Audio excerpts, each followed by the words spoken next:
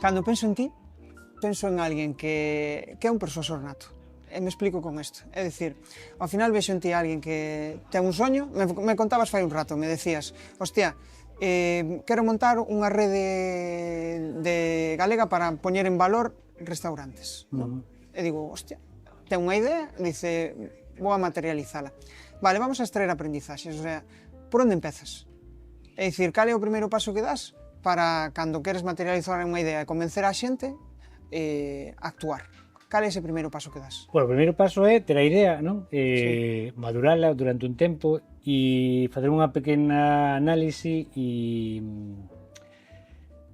reflexión sobre realmente isto é algo que pode necesitar o mercado ou non. Ao final, os de marketing nos dedicamos a eso, a investigar o mercado e ver se esa idea que de inicio sale de forma, non, cando estás no baño, cando estás duchándote ou correndo, que hai moito no baño suele salir boas ideas. No baño é maravilloso, queda moi escatolóxico, pero suelen ser millores son de aí. Sí. O caso é que esta que se está contando, realmente a idea é crear os primeiros premios da cociña galega, da cociña tradicional galega, porque me estaba dando a sensación, eu como externo ao mundo este, e iso que agora coordino unha asociación, chamase Asociación de Amigos da Cociña Galega, o sea que me sirve perfectamente para vehiculizar esta idea.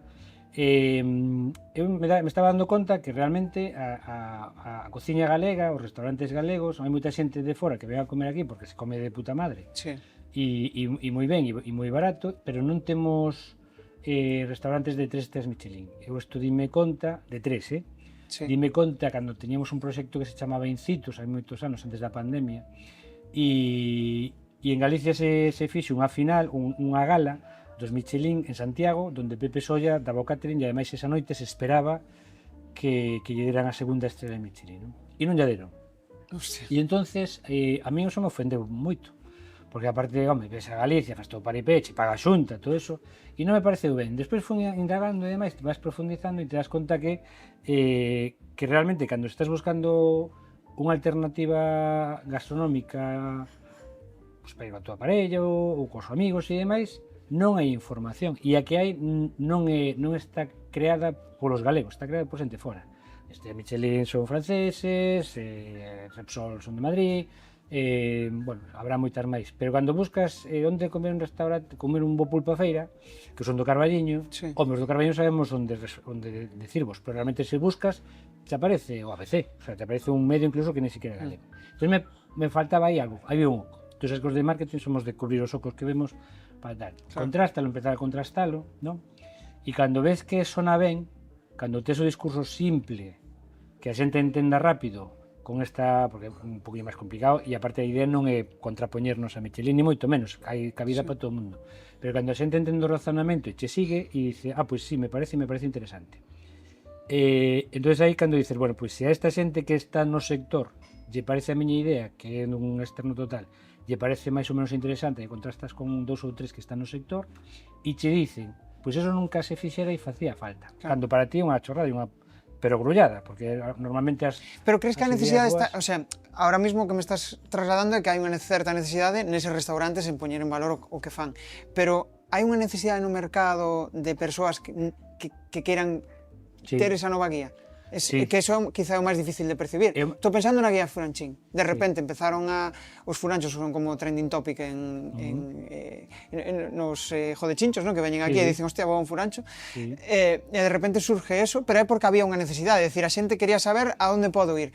Pero os restaurantes buscas en TripAdvisor, buscas en tal. Donde quizá pode estar a diferenciación? Pois mira, a diferenciación neste caso, e iso ten moito que ver co esta asociación, Amigos da Cociña Galega, por iso lles axudo, está en que os premios e a clasificación, o ranking que queremos facer é por prato.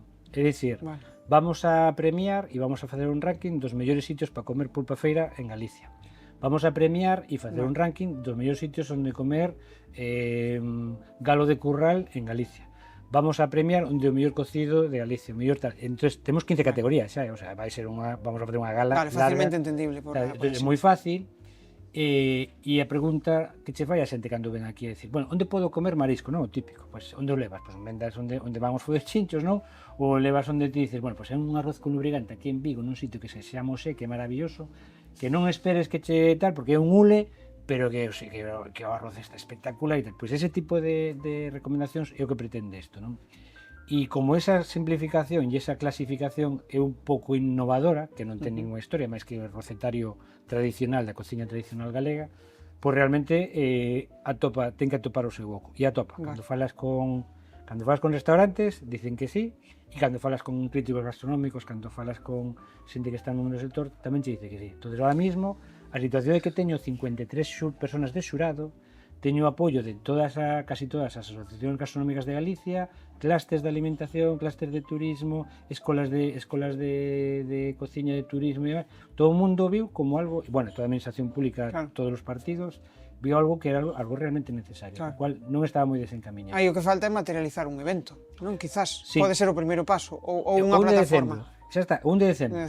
Con ese primeiro evento, esa primeira gala, xa vamos a ter un ranking, porque xa vou ter un listado, unha lista longa, de aí saldrán os 3 gañadores, pero xa teño estos galardóns, o sea, eso é... Vale, vamos a dar un materializado que a pregunta é porque son moi cabezón, e un tema de cabezonería. Cando se mete unha cousa na cabeza e vexo que ten sentido, así me coste a vida, vou a por eso.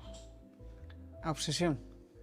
Debe ser un problema de enfermedade mental, claramente. Vamos a entrar na túa mente. Sí. Falaba con Emilio Froján, el me decía, eu son máis visionario, máis creativo, pero tamén busco ter os pés na terra. Falaba con Margarita e me decía os datos, non? É máis importante os datos, non? Cada un ao final ten a súa visión. Donde está o teu punto de diferenciación? É dicir, que te consideras máis visionario creador ou te consideras máis de me uno a proxectos de outros? Claro, donde estás ubicado ti? Son dos primeiros, son máis de creador, non sei se visionario, que me sona moi fuerte, non? Pero bueno, ao final son rasgos característicos pero son máis de creador. E hai outra que non mencionaches, que probablemente a de conseguir aunar voluntades, a conseguir liar a xente. O sea, isto de connecting people e demais e crear as asociacións, os clústeres e todo que montei, é porque pero xa dende pequeniño, sempre algo que eu era delegado de clase destas cousas, sabes, que dicen quen quere facer, nadie dá o paso adiante, pois eu era o parvo que dá o paso adiante. Ten as súas ventaxas. Bueno, e moitos inconvenientes, porque ao final tamén se dan por todos lados, non? Cando das o paso adiante, pero bueno, digamos que temos as espaldas anchas e eso as críticas nos resbalan bastante, gracias a Dios, doen, pero faz deso unha bola e a tiras, e porque o beneficio que consigues e conseguir que xente se conecte, xente que a priori ten moitas cousas en común pero non se coñece e ter un obxectivo común, eso é maravilloso, porque xeneras unha riqueza no teu entorno que é unha pasada. As críticas doen, non? Me quedo con esa cuestión. Sí, claro. E eu creo que ao final tamén a exposición, o estar en este tipo de eventos, o de participar e demais, chega un punto que che acaba, bueno, asumindo que forma parte do camiño, é un coste a pagar. Sí. Como levaches ti todo eso? Mira, isto pasa, un tema de tempo, non? Cada vez somos máis vellos, temos máis experiencia, expertise, que chaman agora.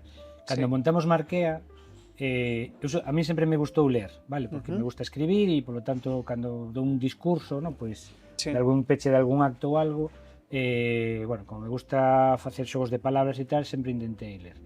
Pero cando empezamos con Marquea, as primeiras reunións que tiñamos e tiñamos algún personaxe importante con nós nunha comida ou nun evento que sexa, a mí me temblaban as canillas, o sea, está moi nervioso porque era expoñerse en público. Recordo precisamente con Escotec, tuvemos unha comida e a mí me temblaba o papel, porque para min era un gran personaxe e tal. Co tempo todo eso pasa, tamén é verdad que nos vamos facendo todos maiores e entonces tamén é certo que cada vez estou con xente máis nova que a min, entonces pois é outra cousa distinta, eles xa probablemente me vexan como un vellote contando películas. E entonces, bueno, pois é cuestión de práctica. Entón vas practicando moito e ao final pois xa sale dunha forma casi natural e casi sin preparar, se me apuras, non? Porque ao final o discurso non deixa de ser o mesmo, en función do ámbito valo cambiando, pero un pouco a mensaxe, e iso moi de marketing, o posicionamento é único, non podes salir moito do rego porque senón te metes en sitios onde non controlas. Fíxate, falaba con Alberto, ligando un pouco con isto, Alberto Cochón, ao final el traballou moitos proxectos moi grandes, non? El dice, ao final me gusta volver a crear algo meu, non? Eso conleva, pois, asumir que tes que vender, asumir que tes que venderte, asumir que tes que buscar proxectos nos que sacar cartos, basicamente, senón de que carallo vives, non? Sí, sí. Ti eres un buscavidas nese aspecto, sempre o foches toda a vida. Sí, sí. 3 cousas polas que crees que sigue sendo un buscavidas e non desistes. 3 cousas, 3 características que che fan ser un buscavidas. Che poño un exemplo no meu caso, non? Pois o feito de sentirme realizado e ver que son capaz de xerar cartos por mí mesmo, para min é como unha llama. Me dice, hostia, chaval, que podes, non? Sí, sí. Esa parte de loitar contra un mesmo, non? Sí, sí. Contame un pouco a túa. Eso é loitar contra o síndrome de impostor, non? Que pasa? Tal cual. Sí, onde presentamos un libro e me dá esta vergonza de decir que é un libro, porque un manualciño de estos apuntes que facemos para dar clase onde nos chaman e tal, e, bueno, é un libro porque se convertiu nunha cousa pequerreche, ten tapas e pouco máis, pero sigue sendo exactamente o mesmo. 3 aspectos. Eu, é verdad que vendo, cando empecé nesto do marketing, decía, no, os de marketing non vendemos, pero eso rápidamente me cambiaron o chip e me dixen, mira, marketing, se o traduces ben, realmente significa mercadeo, e mercadeo significa ir a vender. Co cual, comercial e marketing é o mesmo. Para mí non hai ninguna diferencia. E xa despois a vida me levou por aí, cando estaba na voz e máis, nos non tínhamos presupuesto, o orzamento noso non era de gastos, era de ingresos. O sea, nos tíamos que, se queríamos facer cousas chulas de marketing, tiñamos que conseguir a pasta para poder facela. Entonces, claro, aí tens que vender, non somente tal. Eu o que vendo é a miña verdade, non engano a nadie, o sea, e iso para mí é fundamental. Eu non creo, cando a xente dice que isto é marketing, como dicindo que somos uns vendedores de crecepelos, non. Sí.